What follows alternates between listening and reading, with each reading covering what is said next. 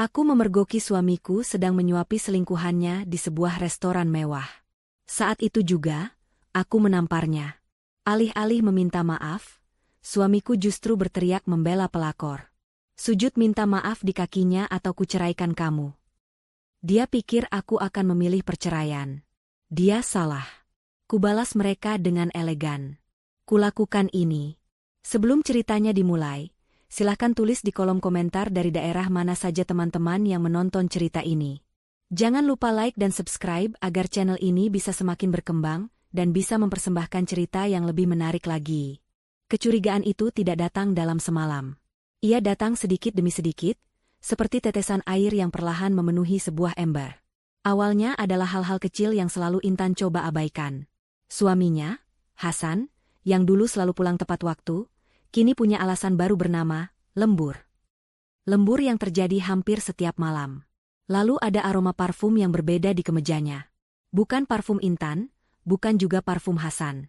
Aroma itu wangi, mahal, dan asing. Ponselnya yang dulu tergeletak sembarangan, kini selalu menghadap ke bawah, atau tersimpan di saku celananya bahkan saat di rumah. Hasan menjadi lebih dingin, lebih mudah marah.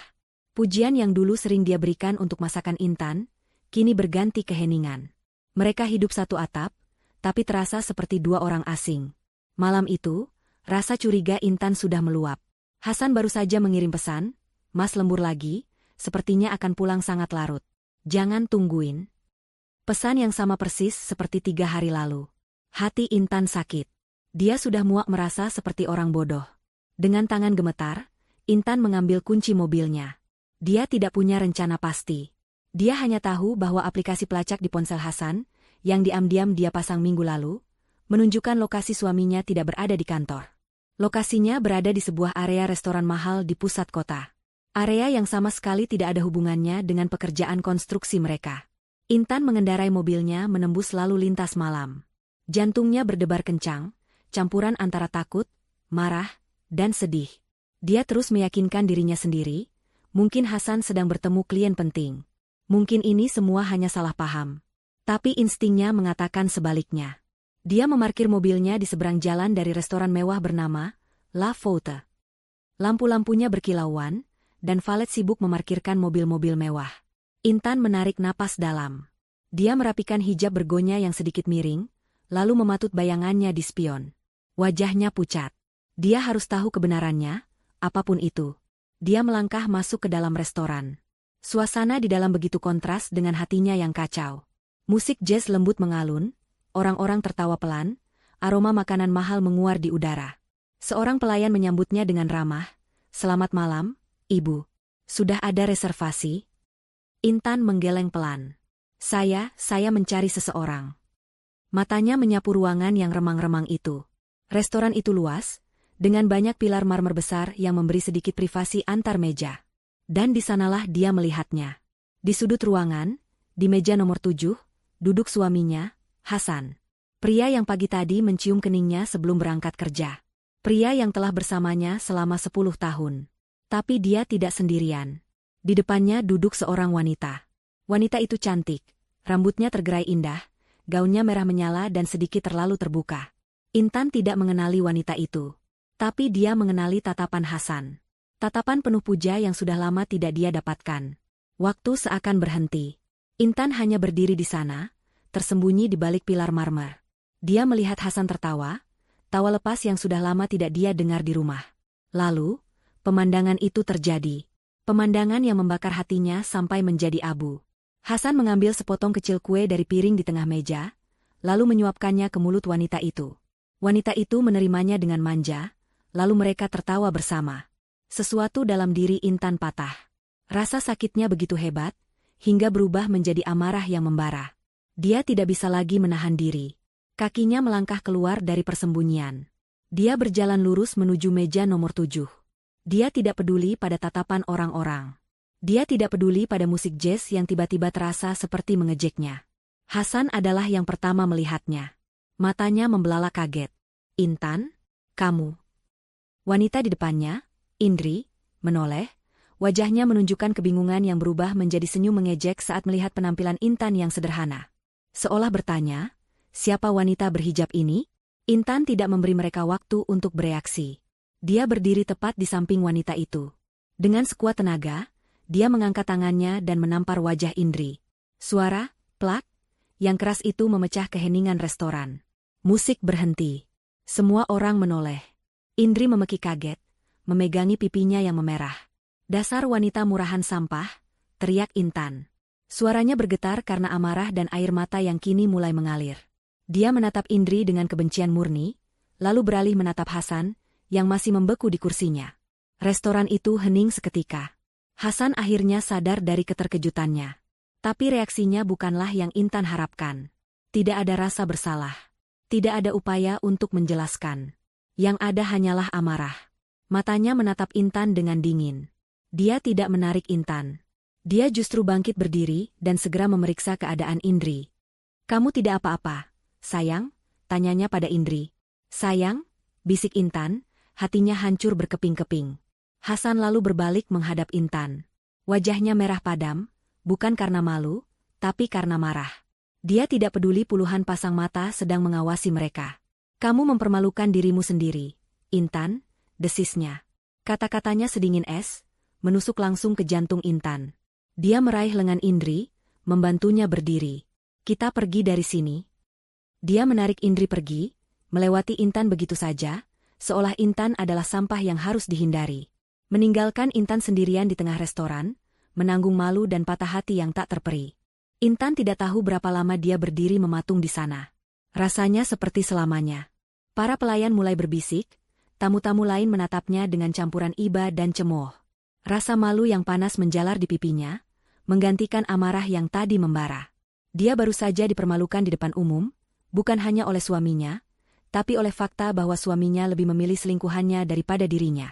Dengan sisa harga diri yang dia miliki, Intan berbalik dan berjalan keluar dari restoran. Dia tidak lari, meski seluruh tubuhnya ingin. Dia berjalan dengan punggung tegak, seolah dia tidak baru saja hancur. Begitu dia masuk ke dalam mobilnya, pertahanannya runtuh. Dia memukul kemudi, menangis sejadi-jadinya. Isak tangisnya memenuhi ruang sempit mobil itu. Dia menangisi 10 tahun pernikahannya. Dia menangisi pengkhianatan Hasan. Dia menangisi kebodohannya sendiri. Setelah hampir 1 jam menangis, dia menyalakan mesin mobil. Dia harus pulang. Dia tidak tahu apa yang akan menunggunya di rumah. Apakah Hasan ada di sana? Apakah dia masih bersama wanita itu? Perjalanan pulang ke rumah adalah neraka yang hening. Setiap sudut jalan, setiap lampu merah, mengingatkannya pada kenangan mereka. Kenangan yang kini terasa seperti racun. Ketika dia tiba, dia melihat mobil Hasan sudah terparkir di garasi. Jantungnya kembali berdebar. Dia menarik napas panjang, menghapus sisa air matanya. Apapun yang terjadi, dia harus menghadapinya. Begitu dia membuka pintu depan, suasana dingin langsung menyambutnya. Rumah itu gelap, kecuali lampu ruang tamu yang menyala. Hasan duduk di sofa, tidak menonton televisi. Dia duduk dalam gelap, menunggunya. Wajahnya keras seperti batu. Intan menutup pintu pelan-pelan. Suara klik pintu terdengar begitu keras di keheningan rumah itu. Dia tidak mengatakan apa-apa. Dia hanya berdiri di ruang depan, menunggu. Hasan bangkit berdiri. Dia berjalan mendekati Intan, langkahnya berat dan penuh amarah. "Dari mana saja kamu?" tanyanya pelan, tapi suaranya menyimpan badai. Aku menenangkan diri," jawab Intan lirih. "Menenangkan diri?" Hasan tertawa sinis. "Setelah kamu membuat keributan seperti orang gila di restoran? Setelah kamu mempermalukan aku mempermalukan kamu?" Suara Intan naik. "Kamu yang selingkuh, Hasan. Kamu yang membawa wanita itu ke restoran mewah. Kamu yang menyuapinya di depanku." "Tutup mulutmu," bentak Hasan. "Kamu tidak tahu apa-apa." "Aku tahu apa yang aku lihat. Kamu selingkuh." Hasan tidak menyangkalnya. Dia bahkan tidak repot-repot mencari alasan. Dia berjalan mondar-mandir di ruang tamu, tangannya mengepal. "Kamu tahu siapa wanita itu?" Intan menggeleng. "Aku tidak peduli siapa dia. Dia Indri Handoko. Dia bukan sekadar wanita, Intan. Dia rekan bisnis penting. Proyek besar yang sedang aku kerjakan, itu semua tergantung padanya." Hasan berteriak, wajahnya memerah. Dia tidak marah karena ketahuan selingkuh. Dia marah karena Intan merusak rencananya. Intan tercengang. Hasan mencoba memutarbalikkan fakta, membuatnya seolah-olah ini semua adalah kesalahan Intan. Jadi ini semua demi bisnis? Kamu menidurinya demi bisnis, begitu? Itu bukan urusanmu, seru Hasan. Yang jadi urusanmu adalah kamu sudah menghancurkan segalanya. Kamu menamparnya. Kamu meneriakinya di depan umum. Gara-gara kamu, semua bisa hancur. Proyek kita, rumah kita, semuanya. Proyek kita? Intan tertawa getir. Atau proyekmu dengan dia? Hasan maju selangkah, menunjuk wajah Intan. Aku tidak mau tahu. Kamu harus memperbaiki ini. Kamu harus minta maaf padanya. Permintaan itu begitu tidak masuk akal, hingga Intan merasa telinganya salah dengar. Apa? Aku minta maaf? Pada pelakor itu? Kamu sudah gila, Hasan. Aku tidak gila. Kamu yang gila. Amarah Hasan mencapai puncaknya. Matanya membelalak, urat di lehernya menonjol. Kamu akan datang ke rumahnya besok. Kamu akan minta maaf padanya dengan benar. Kalau perlu, kamu cium kakinya. Intan mundur selangkah, ngeri melihat kebencian di mata suaminya. Tidak akan pernah. Aku tidak akan pernah minta maaf pada wanita perusak rumah tangga orang. Hasan menatapnya dengan tatapan paling dingin yang pernah Intan lihat. Dia menatap Intan dari ujung kepala sampai ujung kaki, seolah sedang menilai barang rusak. Keheningan yang mencekam memenuhi ruangan itu selama beberapa detik. Lalu dia mengucapkannya. Kata-kata yang akan mengubah segalanya. Sujud minta maaf di kakinya atau kuceraikan kamu. Teriakan itu menggema di seluruh rumah. Ultimatum itu menusuk langsung ke hati Intan. Cerai. Kata yang tidak pernah dia bayangkan akan keluar dari mulut Hasan. Pria itu mengancam akan menceraikannya. Hanya karena dia tidak mau bersujud di kaki selingkuhannya. Air mata yang tadi sudah kering, kini mengancam akan tumpah lagi. Tapi sesuatu yang aneh terjadi. Rasa sakit yang luar biasa itu tiba-tiba berubah menjadi sesuatu yang lain. Sesuatu yang dingin dan tajam. Kehancuran hatinya membeku, mengeras menjadi baja. Intan, yang tadinya menangis, tiba-tiba berhenti. Air matanya kering. Dia mengangkat wajahnya, menatap lurus ke mata Hasan. Tatapannya bukan lagi tatapan istri yang terluka. Itu adalah tatapan orang asing yang sedang menghitung langkah. Dia melihat suaminya, pria yang dia cintai, dan dia sadar. Pria itu sudah mati. Yang berdiri di depannya adalah monster. Dia menatap Hasan dengan tatapan yang aneh, tenang, dan kosong. Keheningannya membuat Hasan sedikit gugup. Baik, kata Intan. Suaranya datar, tanpa emosi. Hasan terkejut. Dia tidak menyangka Intan akan setuju semudah itu. Baik apa? Aku akan minta maaf padanya. Ulang Intan, masih dengan nada datar yang sama. Kapan aku harus ke sana? Hasan merasa menang. Dia melihat persetujuan Intan yang begitu cepat sebagai tanda bahwa istrinya telah patah. Dia merasa puas. Dia mendengkur di kamar tamu, tidur nyenyak seorang pemenang yang tidak menyadari bahwa perang baru saja dimulai. Dia telah memberi Intan alamat lengkap rumah Indri, dan menyuruhnya bersiap jam 9 pagi.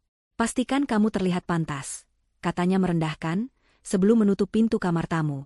Intan tidak tidur. Dia duduk di tepi tempat tidurnya di kamar utama, menatap kegelapan.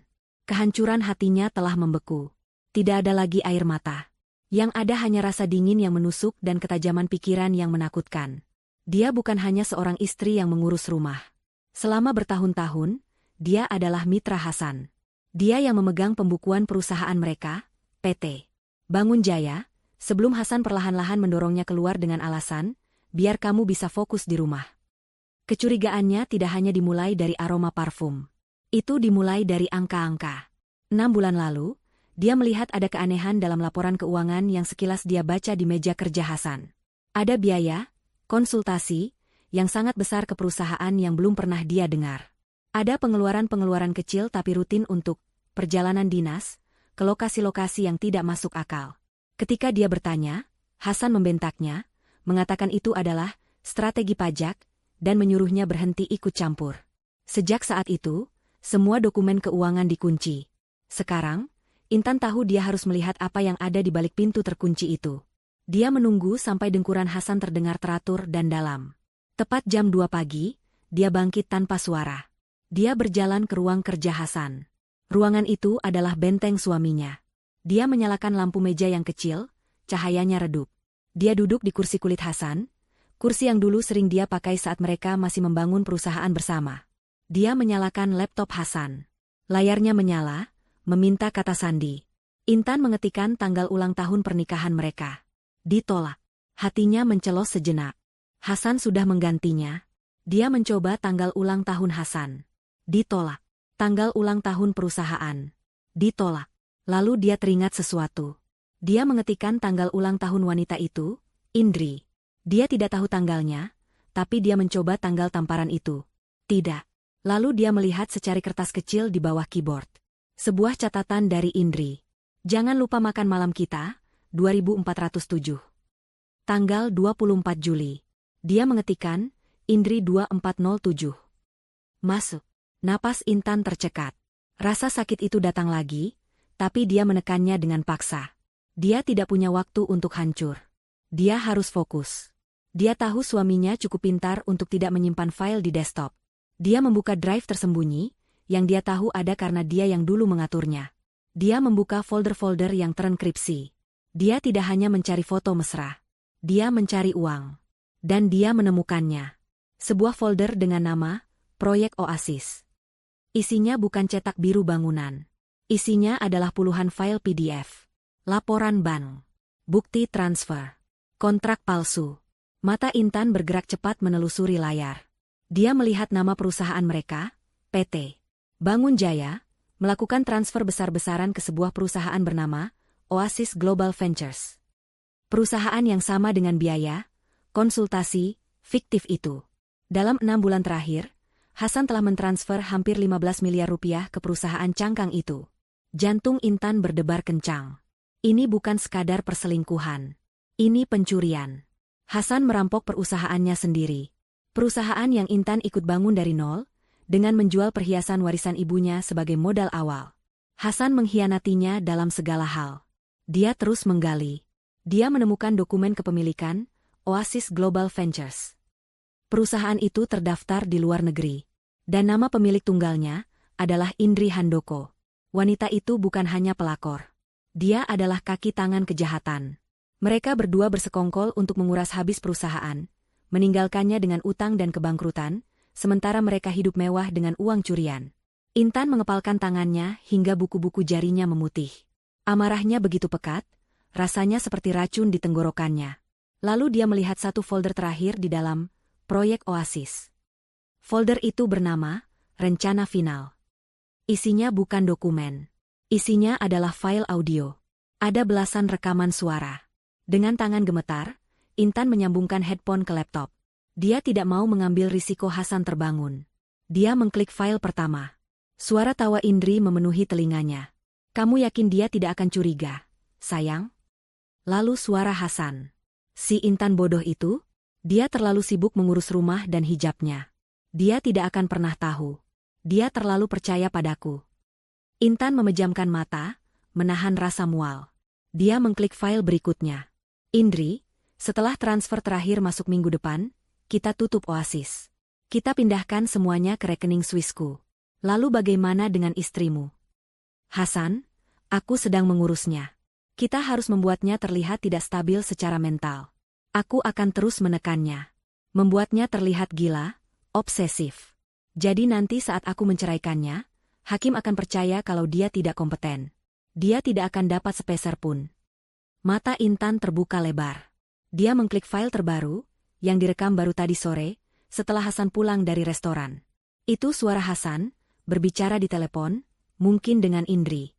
Sudah kubilang. Rencana, minta maaf, ini sempurna. Dia setuju. Dia akan datang besok, memohon-mohon padamu. Pastikan kamu merekamnya. Kita bisa gunakan itu sebagai bukti di pengadilan nanti.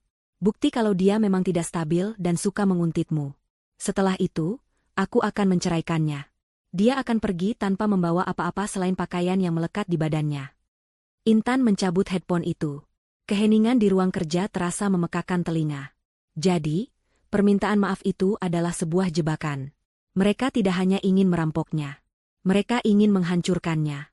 Menghancurkan reputasinya, mentalnya, dan masa depannya. Hasan, suaminya, merencanakan ini semua. Dia tidak lagi merasa dingin. Dia terbakar. Tapi itu bukan api amarah yang membabi buta. Itu adalah api dingin dari sebuah tungku besi. Dia menatap layar laptop. "Kamu mau bukti?" bisik Intan pada ruangan kosong itu. "Aku akan berikan kamu bukti." Gemetar di tangan Intan telah berhenti. Pikirannya bekerja dengan kecepatan tinggi. Jebakan. Mereka sedang membangun narasi bahwa dia gila. Rencana Hasan dan Indri begitu jahat, begitu terstruktur. Ini bukan lagi soal hati yang terluka, ini adalah perang untuk bertahan hidup. Dia kembali fokus pada dokumen di layar. Indri Handoko. Nama itu terus berputar di kepalanya. Handoko. Nama yang tidak asing. Hasan pernah menyebutkannya. Rekan bisnis. Investor. Intan membuka peramban internet baru. Dia tidak menggunakan riwayat pencarian Hasan. Dia masuk ke mode penyamaran. Dia mengetik nama itu, Indri Handoko. Hasil pencarian pertama membuat darahnya berhenti mengalir. Puluhan artikel berita muncul. Foto-foto Indri di acara-acara sosialita kelas atas, mengenakan gaun mewah dan perhiasan berlian. Tapi bukan itu yang membuatnya kaget. Itu adalah pria di sebelahnya di setiap foto. Seorang pria yang jauh lebih tua, berwibawa, dengan tatapan tajam. Judul di bawah foto itu berbunyi, "Pengusaha Haikal Handoko dan istri, Indri Handoko, menghadiri acara amal." Haikal Handoko. Intan menutup mulutnya agar tidak berteriak. Haikal Handoko adalah investor utama di PT Bangun Jaya. 2 tahun lalu, perusahaan mereka hampir bangkrut. Haikal datang seperti dewa penolong, menyuntikkan modal puluhan miliar rupiah yang menyelamatkan mereka.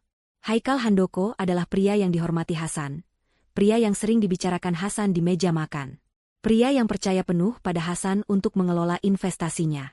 Dan Indri adalah istrinya. Realitas itu menghantam Intan seperti kereta barang. Hasan tidak hanya berselingkuh. Dia berselingkuh dengan istri investor utamanya. Dia tidak hanya mencuri uang perusahaan. Dia mencuri uang Haikal. Uang pria yang telah menyelamatkan perusahaan mereka. Mereka berdua, Hasan dan Indri, bersekongkol merampok Haikal Handoko dari belakang. Intan tiba-tiba merasa kasihan pada Haikal. Pria itu dikhianati ganda. Oleh istrinya sendiri, dan oleh orang kepercayaan yang dia beri modal. Hasan dan Indri tidak hanya bermain api, mereka menari di atas gunung berapi aktif. Rencana Intan berubah seketika. Ini bukan lagi hanya tentang balas dendam seorang istri. Ini adalah tentang keadilan. Hasan dan Indri telah meremehkannya, menganggapnya bodoh dan kolot. Mereka juga meremehkan Haikal, menganggapnya tua dan mudah dibodohi. Intan tahu apa yang harus dia lakukan. Permintaan maaf jam 10 pagi itu akan tetap berjalan. Tapi penontonnya akan berbeda. Dia bekerja dengan metodis. Dia mengambil sebuah flash drive berkapasitas besar dari laci meja. Dengan tangan yang stabil, dia menyalin semuanya. Setiap dokumen dari folder, proyek Oasis.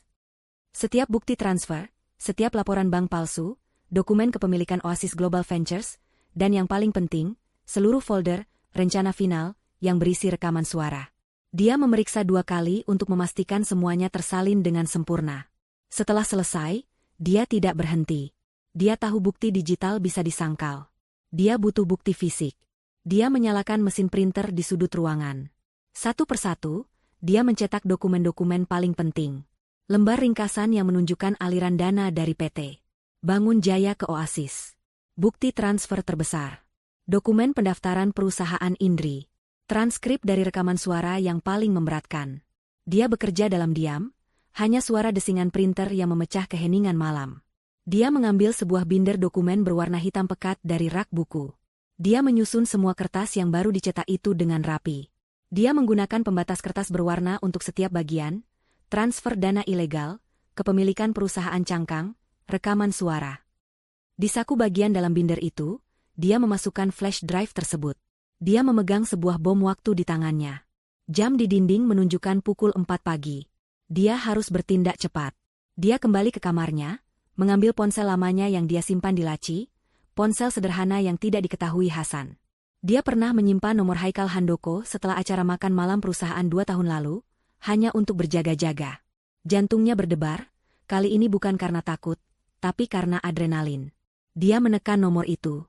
Tangannya sedikit gemetar, tapi suaranya dia paksa untuk tenang. Telepon berdering 3 kali, lalu masuk ke kotak suara. Tentu saja, ini jam 4 pagi. Intan menarik napas dalam-dalam, lalu mulai berbicara setelah bunyi, bip. Selamat pagi, Pak Haikal. Maaf mengganggu sepagi ini. Nama saya Intan, istri Hasan dari PT Bangun Jaya. Dia berhenti sejenak, memastikan suaranya jelas dan tegas. Ada sesuatu yang sangat penting dan mendesak yang harus Anda lihat. Ini menyangkut perusahaan Anda, investasi Anda dan istri Anda, Indri. Dia sengaja menjatuhkan nama itu. Tolong, lanjutnya, datanglah ke rumah Anda sendiri pagi ini, tepat jam 10. Saya ulangi, jam 10 pagi di rumah Anda. Hasan dan saya akan berada di sana. Tolong jangan hubungi istri Anda atau Hasan sebelumnya. Datanglah sendirian dan lihat semuanya dengan mata kepala Anda sendiri. Ini soal hidup dan mati perusahaan Anda. Dia menutup telepon. Dia tidak tahu apakah Haikal akan mendengarkan pesan itu. Dia tidak tahu apakah Haikal akan datang. Itu adalah pertaruhan besar. Tapi Intan sudah memegang semua kartu. Jebakan yang disiapkan Hasan dan Indri untuknya pukul 10 pagi, kini telah dia ubah menjadi panggung penghakiman mereka sendiri. Dan Intan akan menjadi sutradaranya. Dia menatap binder hitam di tangannya. Permintaan maaf itu akan terjadi. Tapi bukan dia yang akan memintanya. Intan tidak tidur satu detik pun. Setelah dia menutup telepon Haikal, dia duduk di ruang kerja Hasan yang gelap, membiarkan keheningan malam menata kembali hatinya yang hancur. Dia bukan lagi Intan yang sama. Rasa sakit itu masih ada, tetapi sekarang terbungkus dalam lapisan es yang dingin dan tekad yang membara. Dia mengambil binder hitam berisi bukti-bukti itu dan membawanya ke kamarnya. Dia meletakkannya di tas tangannya, di samping dompet dan ponsel lamanya. Dia tidak tidur. Dia berwudu, lalu menggelar sajadahnya. Dalam sujudnya yang panjang di keheningan dini hari, dia tidak menangis. Dia memohon kekuatan. Dia tidak meminta Hasan kembali. Dia tidak meminta pernikahannya diselamatkan. Dia hanya memohon satu hal, keadilan. Dia memohon agar diberi ketenangan untuk melalui apa yang harus dia lakukan. Dia memohon agar kebenaran terungkap, sejelas cahaya matahari. Ketika azan subuh berkumandang, hatinya telah mantap. Dia merasa tenang, fokus, dan siap. Dia mandi dan berpakaian dengan hati-hati. Bukan dengan pakaian terbaiknya yang penuh renda untuk pesta, tapi dengan pakaian terbaiknya untuk sebuah pertempuran. Dia memilih gamis berwarna biru tua yang simpel namun berkelas, dipadukan dengan blazer abu-abu muda yang memberinya kesan profesional. Dia memakai hijabnya dengan rapi, menyematkan jarum pentul dengan presisi. Dia tidak memakai riasan berlebihan, hanya sedikit bedak dan pelembab bibir. Dia ingin terlihat kuat, waras, dan kredibel. Dia adalah seorang wanita yang memegang kendali, bukan korban yang histeris seperti yang diinginkan Hasan. Pukul 8 pagi, Hasan keluar dari kamar tamu. Matanya sembab, tapi wajahnya menyeratkan kepuasan. Dia melihat Intan sudah rapi, duduk di meja makan, menunggunya. Dia tidak menyiapkan sarapan. "Bagus, kamu sudah siap," kata Hasan, suaranya serak. Dia mengambil segelas air dan meneguknya. Dia memandang Intan dari atas ke bawah. "Kenapa kamu berpakaian seperti mau ke kantor? Aku bilang kamu harus minta maaf, bukan melamar kerja." Dia tertawa sinis. "Seharusnya kamu pakai baju rumah yang kucel. Biar dia lebih kasihan melihatmu." Intan tidak menanggapi leluconnya. Dia hanya menatap Hasan dengan mata yang tenang. "Aku sudah siap. Ayo berangkat. Kamu yang menyetir." Keheningan Intan yang aneh membuat Hasan sedikit tidak nyaman, tapi dia mengabaikannya. Dia mengira Intan masih syok atau takut dengan ancaman cerai. Dia mengambil kunci mobilnya. "Ayo. Ingat kata-kataku, Intan. Jangan buat masalah lagi." Perjalanan menuju rumah Indri adalah siksaan psikologis. Rumah Indri dan Haikal berada di kawasan elit, perjalanan ke sana memakan waktu hampir 40 menit. Sepanjang jalan, Hasan tidak berhenti bicara. Dia menceramahi Intan seolah dia adalah anak kecil yang bodoh. "Dengar, Intan," katanya, matanya fokus ke jalan tapi kata-katanya menusuk Intan. "Nanti sampai di sana, kamu langsung memberi salam. Jangan tunjukkan wajah marahmu. Tunjukkan wajah menyesal." Intan hanya diam, memandang lurus ke depan. Tangannya memeluk erat tas yang berisi binder hitam itu di pangkuannya. "Kamu harus bilang, Mbak Indri, saya minta maaf atas kejadian kemarin. Saya hilaf. Saya benar-benar stres dan tidak tahu apa yang saya lakukan. Kamu harus bilang begitu, mengerti?" Intan tidak menjawab. Hasan meliriknya dengan kesal. "Aku bicara padamu, Intan. Kamu mengerti?" "Aku dengar. Jawab Intan pelan, suaranya datar. Hasan menghela napas, kembali fokus ke jalan. Bagus. Kalau dia masih marah, kamu harus memohon. Aku tidak peduli. Kalau dia menyuruhmu melakukan sesuatu, lakukan saja. Harga dirimu tidak ada apa-apanya dibanding proyek ini. Ini demi masa depan kita. Kamu harus paham itu. Masa depan kita. Intan hampir tertawa mendengarnya. Dia memalingkan wajahnya ke jendela, melihat gedung-gedung berlalu. Dalam hatinya, dia terus mengulang pertanyaan yang sama. Apakah Pak Haikal akan datang?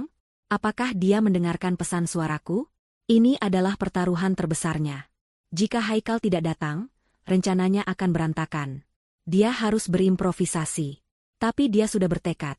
Bahkan jika Haikal tidak ada, dia tidak akan sujud. Dia akan tetap membongkar semuanya di depan Hasan dan Indri. Kehadiran Haikal hanyalah untuk membuat karmanya instan dan sempurna. Mobil mereka akhirnya memasuki sebuah gerbang besar. Jalan masuk pribadi itu diapit oleh taman-taman yang terawat sempurna. Di ujung jalan, berdirilah sebuah rumah yang lebih pantas disebut istana. Arsitekturnya modern, didominasi kaca dan marmer putih. Inilah rumah yang dibangun di atas kebohongan dan uang curian. Uang perusahaannya, uang Haikal. Hasan memarkir mobil di depan lobi utama. Dia mematikan mesin dan berbalik menatap Intan. Wajahnya serius. Aku serius, Intan. Jangan hancurkan ini. Sujud kalau perlu. Atau kita selesai. Intan menatap mata suaminya. Dia tidak melihat lagi pria yang dia nikahi. Dia hanya melihat seorang penipu yang putus asa. Dia mengangguk pelan, tapi bukan anggukan setuju. Itu adalah anggukan bahwa dia mengerti apa yang dipertaruhkan. Mereka turun dari mobil. Hasan menekan bel. Dia merapikan kemejanya, senyum puas tersungging di bibirnya. Dia siap menonton pertunjukan penghinaan istrinya. Pintu besar itu terbuka. Bukan seorang pelayan, tapi Indri sendiri yang membukanya. Dia tampak baru bangun tidur, mengenakan gaun tidur dari sutra berwarna merah marun yang mewah. Rambutnya sedikit acak-acakan, tapi dia tetap terlihat cantik dengan cara yang predator. Dia tersenyum mengejek saat melihat Intan. "Oh, akhirnya kamu datang juga, Intan," katanya, suaranya dibuat-buat agar terdengar manis. "Aku sudah menunggumu. Ayo, silakan masuk." Mereka digiring masuk ke ruang tamu utama. Ruangan itu begitu besar dan mewah. Sofa-sofa beludru mahal, lampu kristal raksasa, dan lukisan-lukisan abstrak mahal tergantung di dinding. Semuanya terasa dingin dan tidak bernyawa. Indri duduk di sofa terbesar, menyilangkan kakinya. Dia memposisikan dirinya seperti seorang ratu yang akan menerima upeti. Hasan berdiri di sampingnya, seperti seorang pengawal yang setia. "Jadi," kata Indri, memandang rendah pada Intan yang masih berdiri. "Kamu mau bilang apa?" Hasan segera memberi isyarat pada Intan. "Cepat, Intan. Minta maaf sekarang." Intan melihat sekeliling. Dia melihat ponsel Hasan. Pria itu tidak menyimpannya di saku. Dia meletakkannya dengan sengaja di rak buku di seberang sofa, sedikit miring. Kameranya menghadap lurus ke arah Intan. Mereka benar-benar akan merekamnya. Semua bagian rencana mereka kini terlihat jelas. Intan menarik napas pelan. Dia menatap Indri, lalu menatap Hasan. Dia baru saja akan membuka mulutnya. "Saya datang ke sini." Tepat pada saat itu, bel rumah berbunyi lagi. Suara dingdong yang jernih memotong ucapannya. Indri dan Hasan membeku. Wajah Indri berubah kesal. "Siapa sih pagi-pagi begini? Aku tidak mengharapkan tamu lain." Hasan juga tampak bingung. Seorang pelayan yang baru muncul dari arah dapur bergegas ke pintu depan. "Biar saya buka, Nyonya." Pintu depan terbuka. Dan di sana, berdiri Haikal Handoko. Waktu di ruangan mewah itu seakan berhenti. Haikal Handoko berdiri di ambang pintu, tinggi, berwibawa, dan mengenakan setelan kerja yang rapi. Dia tampak baru saja akan berangkat ke kantor. Wajahnya keras seperti batu granit, tidak menunjukkan emosi apapun. Keheningan itu pecah oleh suara Indri yang memeki kaget. Sayang, kamu, kok kamu di rumah jam segini? Bukannya kamu ada rapat pagi?" Indri langsung melompat dari sofa. Senyum ratunya lenyap seketika, digantikan kepanikan murni. Dia buru-buru merapikan gaun tidurnya yang sedikit terbuka. Hasan adalah yang paling syok.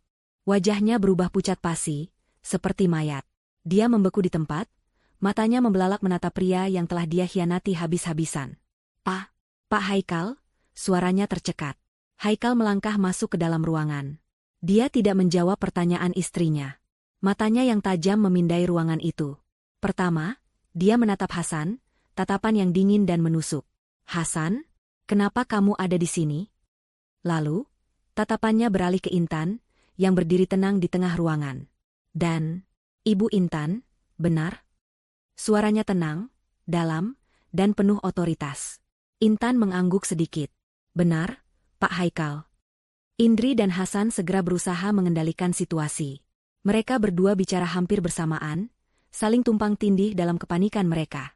"Ini, sayang, ini nggak seperti yang kamu pikirkan," seru Indri, suaranya terdengar panik dan dibuat-buat. "Ibu Intan, dia datang ke sini mau minta maaf. Kamu ingat aku cerita kemarin? Ada wanita gila yang menamparku di restoran? Nah, ini dia orangnya. Dia sepertinya agak stres. Kasihan." Indri sudah mulai menjalankan skenario Intan gila yang telah mereka siapkan. Hasan, yang otaknya mulai bekerja lagi, segera menyambar narasi itu. Benar, Pak Haikal. Ini murni urusan rumah tangga saya. Sama sekali tidak ada hubungannya dengan bapak atau pekerjaan." Dia melangkah maju, mencoba bersikap normal, meski keringat dingin mulai membasahi pelipisnya. Intan cuma sedang emosional. Dia salah paham. "Maaf sekali sudah mengganggu pagi bapak. Kami akan segera pergi." Hasan berbalik dan mencengkeram lengan Intan dengan kasar, mencoba menariknya. "Ayo, Intan, cepat minta maaf sama Bu Indri. Jangan buang waktu Pak Haikal." Ini adalah momen yang ditunggu Intan. Hasan mendorongnya ke depan, mengharapkannya hancur dan bersujud. Itu adalah kesalahan fatal. Intan melepaskan cengkeraman Hasan dari lengannya dengan satu sentakan tenang. Dia tidak mundur. Dia tidak terlihat takut. Sebaliknya, dia melangkah maju. Tapi dia tidak berjalan ke arah Indri, yang duduk di sofa dengan wajah tegang. Dia juga tidak menghadap Hasan. Intan berjalan lurus, melewati mereka berdua, dan berhenti tepat 2 langkah di depan Haikal Handoko. Hasan dan Indri menahan napas. Mereka tidak mengerti apa yang sedang Intan lakukan. Intan mengangkat wajahnya, menatap lurus ke mata investor suaminya. Pria itu menatapnya kembali, matanya masih tak terbaca, menunggu. Suara Intan terdengar jelas, tenang, dan mantap. Suaranya memenuhi ruangan besar itu, memotong ketegangan. "Selamat pagi, Pak Haikal. Saya memang datang untuk minta maaf." Hasan dan Indri hampir bisa bernapas lega. Mereka mengira Intan akhirnya menyerah pada ancaman. Intan berhenti sejenak, membiarkan kata-katanya menggantung. Lalu, dia melanjutkan, suaranya sedikit merendah, penuh dengan simpati yang tulus. "Saya minta maaf, karena Bapak harus mengetahui kebenaran yang menyakitkan ini dengan cara seperti ini." Wajah Haikal sedikit berubah. Dia mengerutkan kening. "Kebenaran apa?" Hasan panik. "Intan, apa yang kamu bicarakan? Hentikan omong kosong ini." Indri juga bangkit. "Sayang, dia bohong. Dia benar-benar tidak waras.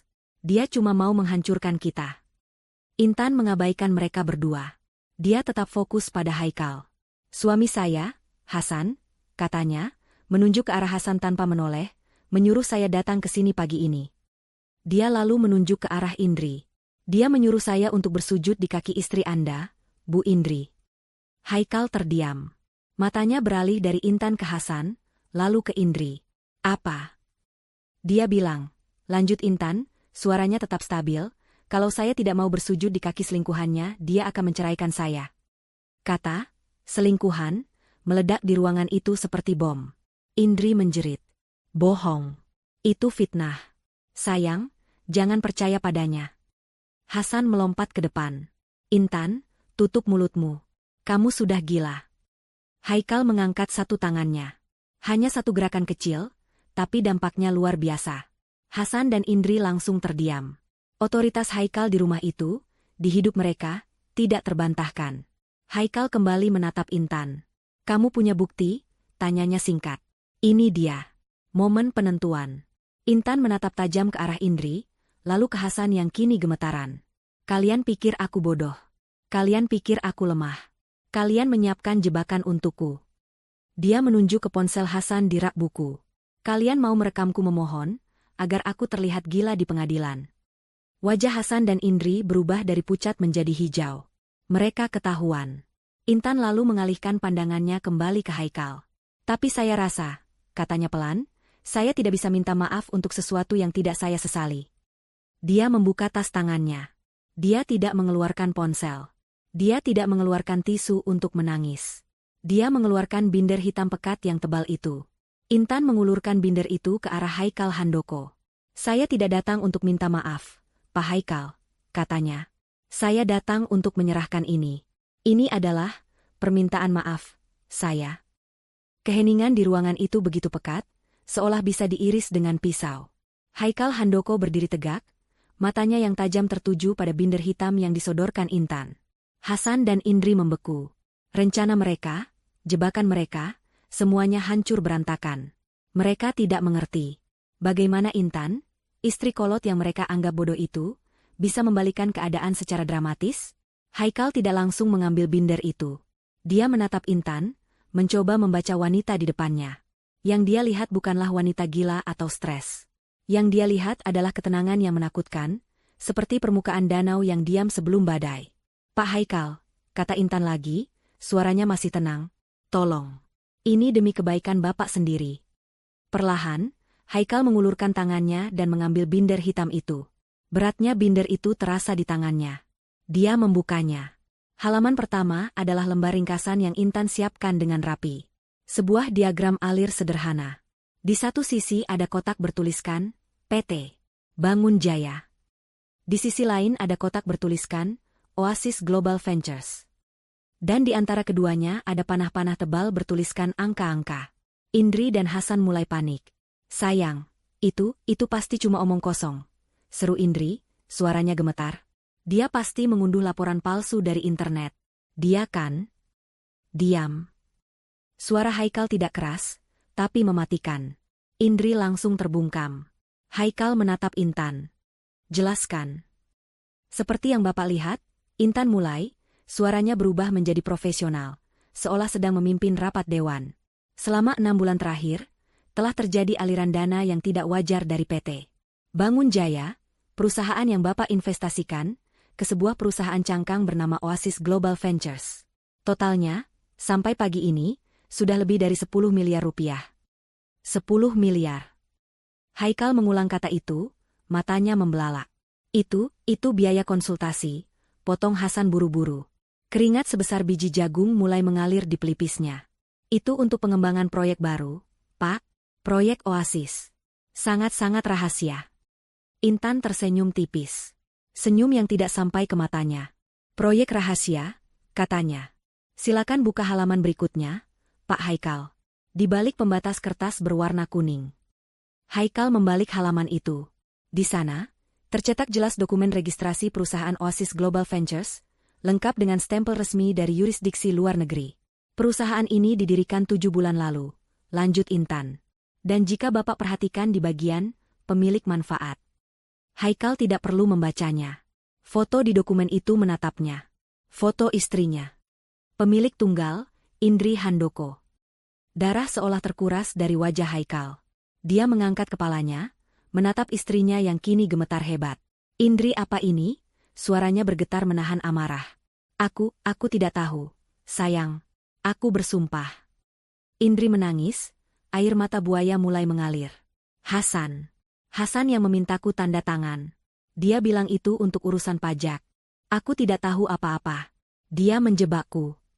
Pembohong, teriak Hasan, kini putus asa. Dia yang merencanakannya.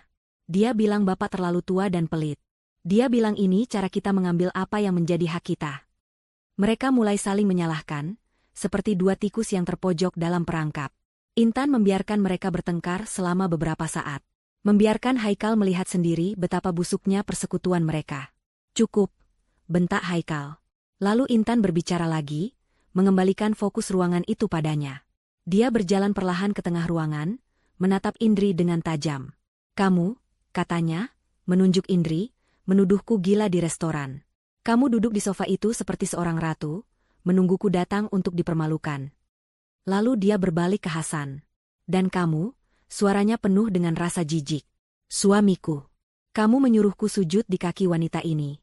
Kamu mengancam akan menceraikanku. Kamu bekerja sama dengannya untuk merampok perusahaan yang aku bantu bangun dari nol.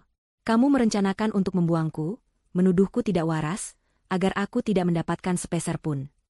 Setiap kata adalah tamparan. Haikal menatap binder di tangannya. Bukti-bukti itu tak terbantahkan. Transfer bank. Kontrak-kontrak fiktif yang ditandatangani oleh Hasan. Semuanya ada di sana. Tapi dia adalah seorang pebisnis. Dia tahu dokumen bisa dipalsukan. Ini semua bisa jadi rekayasa, kata Haikal pelan, lebih kepada dirinya sendiri. Semua ini bisa dipalsukan oleh seseorang yang sangat ahli. Hasan dan Indri langsung menyambar harapan itu. Benar, Pak, seru Hasan. Intan sangat ahli komputer. Dia yang mengatur sistem kita dulu. Dia memalsukan semua ini untuk menjebak kami. Dia cemburu buta. Iya, sayang, timpal Indri. Dia obsesif. Dia menguntitku. Dia memalsukan tanda tanganku. Dia gila. Ruangan itu kembali tegang. Haikal menatap Intan, mencari celah dalam ceritanya. Dia ingin percaya ini semua palsu. Dia tidak ingin percaya istrinya sekejam itu. Intan mengharapkan ini. Dia tahu mereka akan berlindung di balik tuduhan, palsu, dan gila. Dia menatap mereka semua dengan tenang. Saya tahu kalian akan bilang begitu, katanya. Dia berjalan kembali ke tas tangannya. Bukan, dia tidak mengambil tasnya. Dia berjalan ke binder yang masih dipegang Haikal. Di saku bagian dalam binder itu, Pak, katanya. Haikal membuka saku resleting di bagian dalam binder kulit itu. Di dalamnya, tergeletak sebuah benda kecil. Sebuah flash drive berwarna hitam. Intan mengambil flash drive itu. Dokumen bisa dipalsukan. Tanda tangan bisa ditiru. Tapi bagaimana dengan ini? Dia mengangkat flash drive itu tinggi-tinggi. Bagaimana dengan suara kalian sendiri? Wajah Hasan dan Indri berubah. Jika tadi mereka pucat, sekarang mereka benar-benar seperti mayat hidup. Mereka tahu apa isi flash drive itu. Kepanikan murni tergambar jelas di wajah Indri dan Hasan. Flash drive kecil di tangan Intan itu lebih menakutkan daripada seluruh binder tebal yang dipegang Haikal. Jangan, pekik Indri, suaranya melengking. Itu ilegal. Kamu merekam kami tanpa izin. Itu tidak bisa dijadikan bukti. Benar, sambar Hasan, mencoba mencari pegangan hukum. Itu pelanggaran privasi. Kamu bisa dituntut, Intan. Intan menatap mereka dengan tatapan iba. Kita sudah melewati tahap itu, Hasan. Ini bukan lagi soal pengadilan hukum. Ini soal pengadilan moral. Dan, dia menoleh ke Haikal, ini soal Pak Haikal yang berhak tahu siapa ular yang tidur seranjang dengannya, dan siapa anjing yang dia beri makan. Haikal terdiam. Dia menatap flash drive itu, lalu menatap istrinya yang histeris. Dia mengangguk pelan pada Intan. Putar. Ruang tamu mewah itu dilengkapi dengan sistem audio terintegrasi yang canggih. Intan berjalan dengan tenang ke panel kontrol di dinding. Dia tahu cara mengoperasikannya. Dia pernah melihat yang serupa di katalog desain interior. Dia mencolokkan flash drive itu ke port USB. Keheningan yang mencekam memenuhi ruangan. Hanya terdengar suara napas Hasan yang terengah-engah dan isak tangis Indri yang tertahan.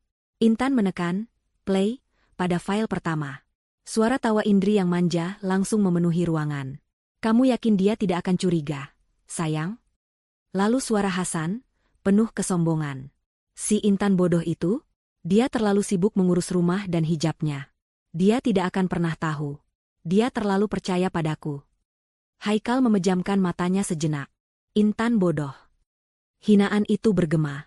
Hasan tidak berani menatap Intan. Intan memutar file berikutnya. Yang ini direkam setelah insiden di restoran. Suara Hasan terdengar jelas, penuh amarah. Sudah kubilang. Rencana, minta maaf, ini sempurna. Dia setuju. Dia akan datang besok, memohon-mohon padamu. Pastikan kamu merekamnya. Suara Indri tertawa. Oh, tentu saja. Aku akan pastikan dia bersujud. Kita bisa gunakan itu sebagai bukti di pengadilan nanti. Bukti kalau dia memang tidak stabil dan suka menguntitmu. Setelah itu, kamu ceraikan dia. Dia akan pergi tanpa membawa apa-apa selain pakaian yang melekat di badannya. Haikal membuka matanya. Dia menatap Hasan dengan tatapan membunuh. Skema jahat itu terungkap begitu gamblang. Mereka tidak hanya mencuri, mereka berencana menghancurkan hidup Intan secara total. Masih mau bilang ini rekayasa? Tanya Intan dingin. Itu. Hasan tergagap, tidak bisa berkata-kata. Saya simpan yang terbaik untuk yang terakhir, kata Intan. Dia memutar file audio terakhir dari folder, rencana final. Suara musik lembut terdengar di latar belakang, mungkin dari restoran mewah tempat mereka biasa bertemu. Suara Indri terdengar kesal.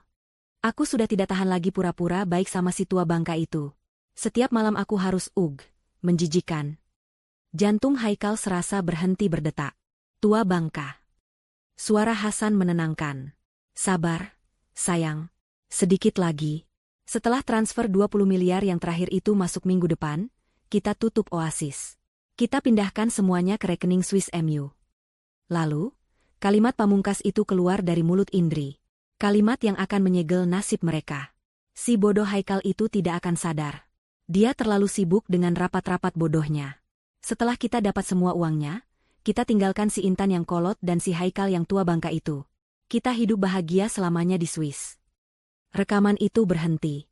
Keheningan yang mengikuti jauh lebih mengerikan daripada suara rekaman itu sendiri. Si bodoh Haikal. Si tua bangka. Kata-kata itu menggantung di udara. Indri tidak lagi menangis. Dia menatap sistem audio itu dengan ngeri, seolah baru saja melihat hantu. Lalu, dia menjerit. Bukan jeritan pura-pura, tapi jeritan histeris penuh teror. Tidak. Matikan. Itu bohong. Itu editan. Sayang, jangan percaya. Dia menjebak kita. Hasan ambruk. Dia tidak pingsan, tapi dia luruh ke lantai. Lututnya lemas. Dia terduduk di karpet mahal itu, gemetaran hebat. Habis-habis sudah. Gumamnya berulang kali. Intan berdiri tegak di tengah kekacauan itu. Dia telah melakukan apa yang harus dia lakukan. Dia menatap kedua orang yang telah menghancurkan hidupnya. Mereka terlihat begitu kecil, begitu menyedihkan dalam kehancuran mereka. Dia lalu berbalik menghadap Haikal. Pria itu tidak bergerak. Wajahnya pucat, tetapi matanya memerah. Bukan karena air mata, tapi karena amarah yang tak terbayangkan. Dia telah dikhianati oleh istrinya.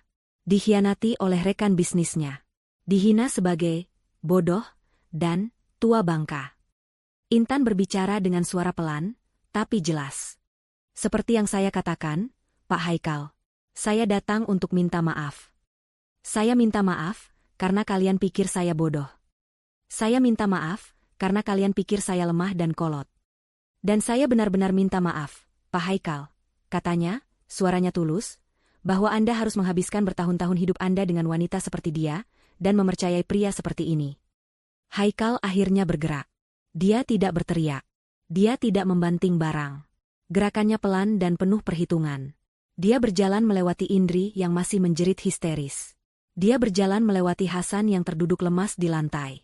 Dia merogoh saku setelannya dan mengeluarkan ponselnya. Ruangan itu mendadak hening. Indri berhenti menjerit. Hasan berhenti bergumam.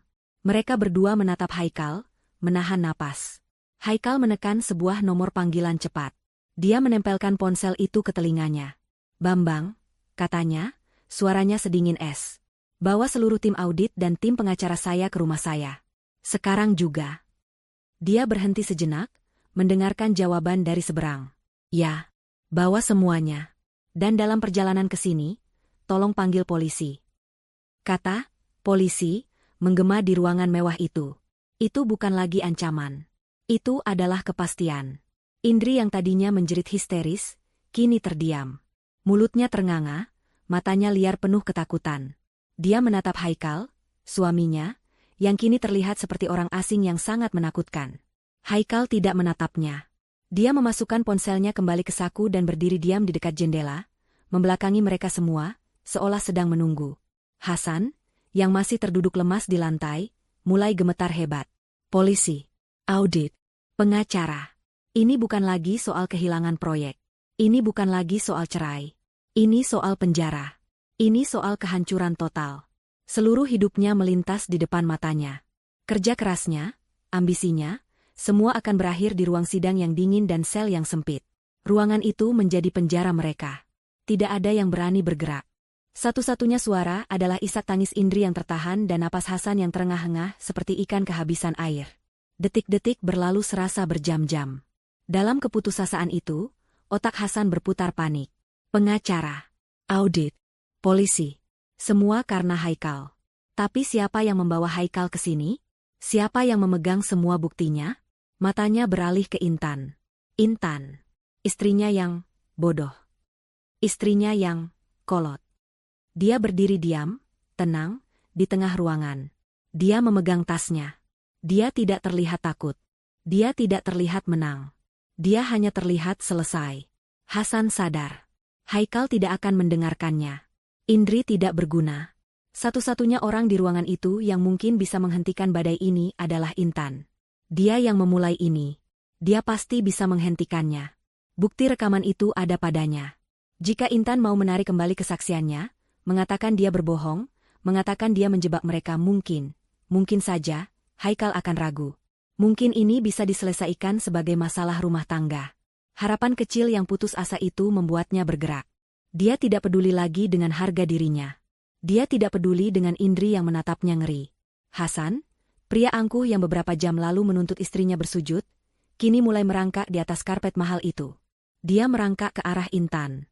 Dia mengabaikan tatapan dingin Haikal yang mengawasinya dari pantulan kaca jendela. Dia sampai di kaki Intan. Dia mendongak. Wajahnya basah oleh keringat dingin dan air mata penyesalan yang palsu. Intan. Bisiknya, suaranya parau. Intan, sayang tolong. Intan menatap ke bawah, ke arah pria yang pernah dia cintai. Wajahnya tidak menunjukkan ekspresi apa-apa. Intan, aku salah. Hasan mulai terisak, kini memegang ujung gamis Intan. Aku hilaf. Dia merayuku, Intan. Indri, dia yang meracuniku. Aku cinta sama kamu, Intan. Aku cinta sama pernikahan kita. Dia berbohong. Intan tahu itu. Hasan hanya mencintai dirinya sendiri. Hentikan ini, Intan, pintanya, suaranya semakin keras, semakin putus asa. Dia beralih dari merangkak menjadi berlutut. Tepat di depan Intan. Pemandangan yang ironis. Aku mohon tarik kembali ucapanmu. Bilang sama Pak Haikal kamu cuma emosi. Bilang ini semua bohong. Aku suamimu, Intan. Tolong aku mohon jangan hancurkan aku. Hasan, dalam keputusasaannya, benar-benar bersujud. Dia menempelkan keningnya ke lantai di dekat kaki Intan. Aku mohon, aku akan lakukan apa saja, aku akan ceraikan dia. Aku akan kembalikan uangnya. Tapi hentikan ini. Tolong, Intan. Seluruh ruangan menyaksikan pemandangan itu. Indri menatap ngeri pada pria yang menjadi kekasihnya, kini bersujud di kaki wanita yang mereka hina. Haikal masih diam, menyaksikan karma bekerja dengan cara yang brutal. Intan menarik napas panjang. Dia lalu berjongkok. Gerakan itu membuat Hasan mengangkat kepalanya. Matanya penuh harap. Dia pikir Intan akan memaafkannya. Dia pikir Intan akan luluh. Intan berjongkok, menyejajarkan wajahnya dengan wajah Hasan yang menyedihkan. Dia menatap lurus ke mata suaminya. Kamu mau aku sujud, kan, Hasan?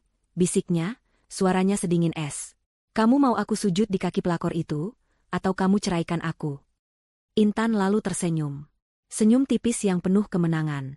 Lihat, siapa yang bersujud sekarang. Dia tidak berjongkok untuk memaafkan.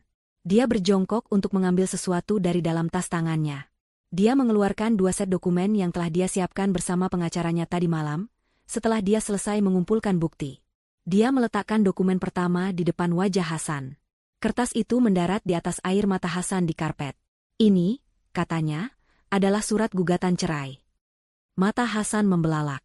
Dan ini, katanya, meletakkan dokumen kedua di atas yang pertama, adalah tuntutan pengalihan aset penuh atas nama PT Bangun Jaya kepadaku. Lengkap dengan bukti penggelapan dana yang kamu lakukan. Intan berdiri. Kamu tidak perlu menceraikanku, Hasan. Aku yang menceraikanmu. Kamu tidak akan dapat sepeser pun. Kamu tidak akan dapat perusahaan itu. Kamu tidak akan dapat apa-apa. Dia menatap suaminya yang kini berlutut, hancur, menatap surat-surat yang akan mengakhiri hidupnya. Selamat menikmati kemiskinan, Hasan, kata Intan. Tepat pada saat itu, suara sirine polisi terdengar. Awalnya samar, lalu semakin kencang, semakin dekat. Suara itu adalah lonceng kematian bagi Hasan dan Indri. Indri mendengar sirine itu. Dia melihat surat gugatan cerai itu. Dia melihat Haikal yang berbalik dari jendela, wajahnya seperti hakim yang siap menjatuhkan vonis. Dia melihat polisi. Realitas menghantamnya. Uangnya hilang. Kekasihnya hancur. Suaminya akan menghabisinya. Hidup mewahnya selesai. Beban itu terlalu berat. Mata Indri memutar ke atas, dan dia ambruk ke samping di atas sofa beludru itu. Pingsan di tempat. Hasan menatap nanar ke arah istrinya yang pingsan, lalu ke sirine yang berhenti tepat di depan rumah. Pintu depan terbuka.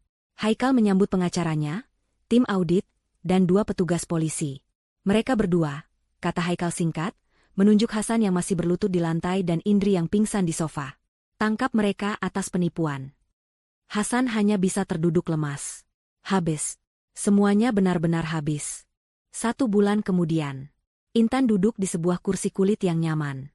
Di depannya terbentang meja kayu mahoni yang besar dan bersih. Di dinding di belakangnya, tergantung logo perusahaan yang baru, PT Intan Jaya Property. Dia berada di kantornya.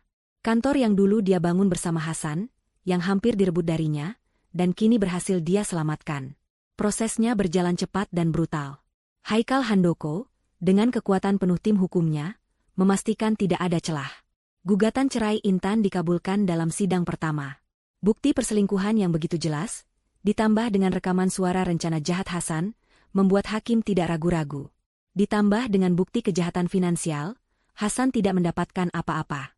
Sesuai tuntutan Intan, seluruh aset perusahaan yang tersisa, yang belum sempat dicuri oleh Hasan, dialihkan sepenuhnya ke atas nama Intan sebagai ganti rugi. Kasus pidananya berjalan terpisah. Haikal adalah saksi kunci sekaligus korban utama. Binder hitam dan flash drive dari Intan menjadi bukti utama di pengadilan. Hasan dan Indri mencoba menyewa pengacara mahal, tapi buktinya terlalu kuat. Rekaman suara itu menghancurkan semua pembelaan mereka. Mereka tidak bisa mengelak. Pagi itu, Intan menyalakan televisi kecil di sudut kantornya sambil menyeruput teh hangat. Dia sengaja menunggunya. Program berita pagi menayangkan liputan langsung dari pengadilan negeri. Seorang reporter berbicara dengan antusias. Hari ini, hakim telah membacakan vonis atas kasus penipuan dan penggelapan dana yang menggemparkan. Terdakwa, pengusaha Hasan, dan sosialita Indri Handoko, terbukti secara sah dan meyakinkan melakukan kejahatan. Layar berganti menunjukkan rekaman dari ruang sidang. Hasan, mengenakan seragam tahanan oranye, tampak kurus, tua, dan kosong. Indri, tanpa riasan dan gaun mewahnya, menangis terseduh-seduh, wajahnya bengkak. Pemandangan yang sangat jauh dari ratu di restoran mewah malam itu. Dijatuhi hukuman 15 tahun penjara, lanjut suara reporter itu. Keduanya juga diwajibkan mengembalikan seluruh kerugian yang diderita oleh korban, Bapak Haikal Handoko, senilai puluhan miliar rupiah, yang mengakibatkan penyitaan seluruh aset pribadi mereka. 15 tahun. Intan menghela napas panjang. Itu adalah waktu yang sangat lama. Karma telah dibayar lunas. Haikal Handoko telah menemuinya seminggu yang lalu. Dia datang ke kantor baru Intan, membawakannya sebuket bunga anggrek putih. Saya berterima kasih, Bu Intan, katanya, suaranya tulus. Anda tidak hanya menyelamatkan perusahaan saya. Anda menyelamatkan saya dari kebohongan. Dia juga yang membantu Intan dalam proses transisi perusahaan, memastikan klien-klien lama tetap percaya. Ada rasa hormat yang dalam di antara 2 orang yang sama-sama dikhianati itu. Intan mematikan televisi. Dia tidak ingin berlama-lama menikmati penderitaan mereka. Dia sudah mendapatkan apa yang dia inginkan, keadilan dan kebebasan. Dia bangkit dari kursinya dan berjalan ke jendela kantornya yang besar. Dari lantai 20 itu, dia bisa melihat kota Jakarta terbentang di bawahnya. Sibuk, berisik, dan penuh peluang. Dia teringat kata-kata Hasan di rekaman itu. Si Intan bodoh itu. Terlalu sibuk mengurus rumah dan hijabnya. Intan tersenyum tipis. Dia merapikan blazernya, lalu menyentuh hijab birunya yang terpasang rapi. Hijab ini bukan simbol kelemahan. Ini adalah identitasnya. Ini adalah kekuatannya. Dia membuktikan bahwa seorang wanita berhijab yang mengurus rumah juga memiliki otak yang tajam. Dia membuktikan bahwa kelembutan bukan berarti kebodohan. Dia tidak hanya selamat dari penghinaan. Dia menang. Dia membalas pengkhianatan dengan kecerdasan. Dia membalas rencana jahat dengan strategi yang lebih brilian. Dia mendapatkan kembali semua yang menjadi haknya, dan bahkan lebih. Dia bebas, dia utuh, dan dia kuat. Matahari pagi bersinar cerah, menerangi wajahnya. Intan menatap masa depannya yang terbentang luas. Dia siap untuk memulai babak baru.